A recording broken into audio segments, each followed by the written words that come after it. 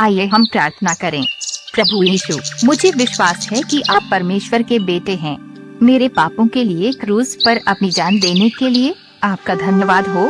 कृपया मेरे पापों को क्षमा करें और मुझे अनंत जीवन का उपहार दें। मेरे जीवन और हृदय में प्रभु और मुक्तिदाता बनकर आइए। मैं सदा आपकी सेवा करना चाहता हूँ। बाइबल में ऐसी कोई सूची नहीं दी गई है जिनमें 7 महापाप गिनकर बताए गए हों, लेकिन बाइबल यह जरूर सिखाती है कि गंभीर पाप करते रहने से एक इंसान को उद्धार नहीं मिलेगा। उदाहरण के लिए नाजायज यौन संबंध, मूर्ति पूजा, जादू टोना, गुस्से से भटकना और पियक्कड़पन जैसे कामों को बाइबल शरीर के काम कहती है। इसमें ये भी बताया गया है कि जो लोग ऐसे कामों में लगे रहते हैं वे परमेश्वर के राज के वारिस नहीं होंगे। गलातियों 5 का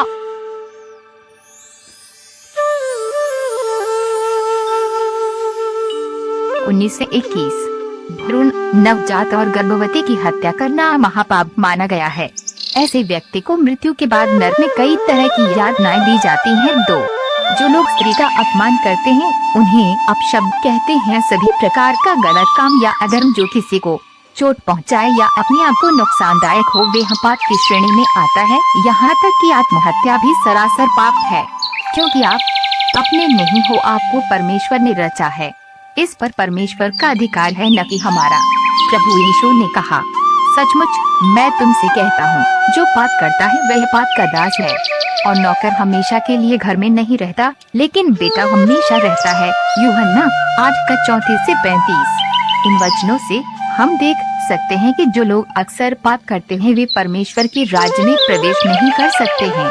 न क्षमा योग्य पाप, अक्षम्य पाप या पवित्र आत्मा के विरुद्ध निंदा का उल्लेख मरकुस 3 का 22 से 30 और मत्ती 12 का 22 से 32 में किया गया है।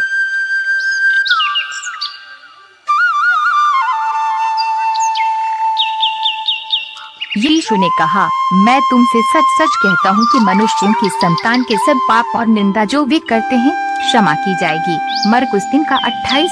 परंतु तब साथ ही वह एक विकल्प देता है, परंतु जो कोई पवित्र आत्मा के विरुद्ध निंदा करे वरन वह अनंत पाप का अपराधी ठहरता है। वचन 29। यीशु के अनुसार न क्षमा योग्य पाप, अक्षम्य पाप एक विशेष तरह का पाप होता है। यही एक ऐसा अपराध है जिसे कभी भी क्षमा नहीं किया जाएगा। कभी का अर्थ मत्ती 12 का 32 में न इस लोक में और न परलोक में से है। ईश निंदा, विद्रोह भरा मन के न क्षमा योग्य पाप मसीह के द्वारा इस संसार में आत्मा के कार्य के संदर्भ में पवित्र आत्मा के विरुद्ध किया हुआ पाप है। दूसरे शब्दों में मत्ती 12 और मरकुस 13 में दी हुई ईश निंदा की विशेष घटना महत्वपूर्ण है। फरीसियों के एक समूह ने, जो दोषी समूह था, ने खंडन किए जाने वाले प्रमाणों को देख लिया था कि यीशु पवित्र आत्मा की सामर्थ्य से आश्चर्य कर्मों को प्रकट कर रहा था। तो अभी उन्होंने ये दावा किया कि वह दुष्ट आत्माओं के सरदार बालजबूल की सहायता से दुष्ट आत्माएं निकलता है। मत्ती 12 का 24, मरकुस 3 का 30।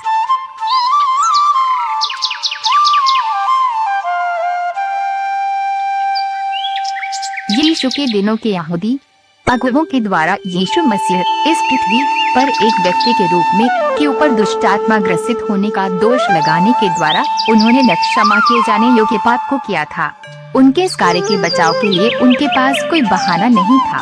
वे अज्ञानता या गलतफहमी में होकर बात नहीं कर रहे थे। फरीसी जानते थे कि यीशु मसीह को परमेश्वर के द्वारा इस्राएल का उद्धार करने के लिए भेजा गया है। वे जानते थे कि भविष्यवाणियां पूरी हो रही थीं। उन्होंने यीशु के अद्भुत कार्यों को देखा और उन्होंने उसके सत्य के स्पष्ट प्रस्तुतिकरण को देख लिया था। तथापि उन्होंने जानबूझकर सत्य को इनकार करना और पवित्र आत्मा की निंदा करनी चुनी थी। अपनी महिमा में पूर्ण वे जगत की ज्योति के सामने खड़े हुए। उन्होंने निश्चित रूप से अपनी आँखों को बंद कर लिया था और स्वेच्छा से अंधे बन गए थे। यीशु ने घोषणा की कि ये पाप क्षमा न किए जाने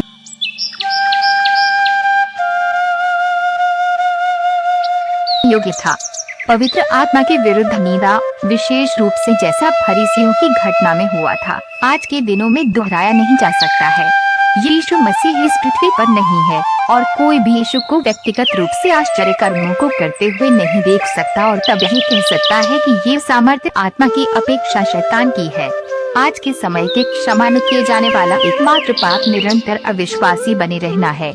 एक व्यक्ति के लिए कोई क्षमा नहीं जो मसीह का इनकार करते हुए मर जाता है। पवित्र आत्मा इस संसार में कार्य करते हुए इस संसार को पाप और धार्मिकता और न्याय के प्रति निरुद्ध कर रहा है। यूहन्ना 16:8। यदि एक व्यक्ति इस निश्चय का विरोध करता और निरंतर पश्चाताप न किए हुए रहता है, तब वह स्वर्ग के स्थान पर नरक को चुन रहा है। विश्वास बिना परमेश्वर को प्रसन्न करना अनहोना है। इब्रानियों 11:6 और हमारे विश्वास की विषय वस्तु यीशु है। प्रेरितों के काम 16:31। उस व्यक्ति के लिए कोई क्षमा नहीं जो बिना मसीह में विश्वास किए हुए मर जाता है। परमेश्वर ने हमारे उद्धार का प्रबंध उसके पुत्र के द्वारा किया है। यूहन्ना 3:16। क्षमा केवल मसीह में ही पाई जाती है। यूहन्ना 14:6। एकमात्र उद्धारकर्ता को इनकार करने का अर्थ कोई उद्धार नहीं। एकमात्र उपलब्ध क्षमा के इनकार का अर्थ स्पष्ट है, क्षमा न प्राप्त होना है।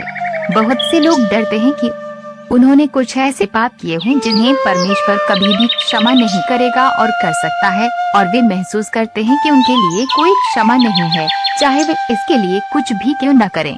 शैतान इस गलत धारणा के अधीन लोगों को अपने बंधन में रखने से ज्यादा और कुछ नहीं चाहता है। परमेश्वर उस पापी को उत्साह देता है जो अपने पापों के प्रति निरुद्ध हो चुका है। परमेश्वर के निकट आओ तो वह भी तुम्हारे निकट आएगा। याकूब 4:8। जहाँ पाप बहुत हुआ वहाँ अनुग्रह उससे भी कहीं अधिक हुआ। रोमियो 5:20। और पौलुस की गवाही सकारात्मक प्रमाण है कि परमेश्वर किसी को जो उसके पास विश्वास के साथ आता है बचा सकता है और बचाएगा। 1 तीमुथियुस 12-17। यदि आज आप पाप के दोष की अधीनता के बोझ में जीवन निर्वाह कर रहे हैं तो आश्वस्त हो जाएं कि आपने किसी भी क्षमा न किए जाने योग्य पाप को नहीं किया है। परमेश्वर अपनी खुली बाहों से आपकी प्रतीक्षा कर रहा है। यीशु की प्रतिज्ञा है, इसीलिए जो उसके द्वारा परमेश्वर के पास आते हैं वह उनका पूरा पूरा उद्धार कर सकता है, क्योंकि वह उनके लिए विनती करने को सर्वदा जीवित है। इब्रानियों 7:25।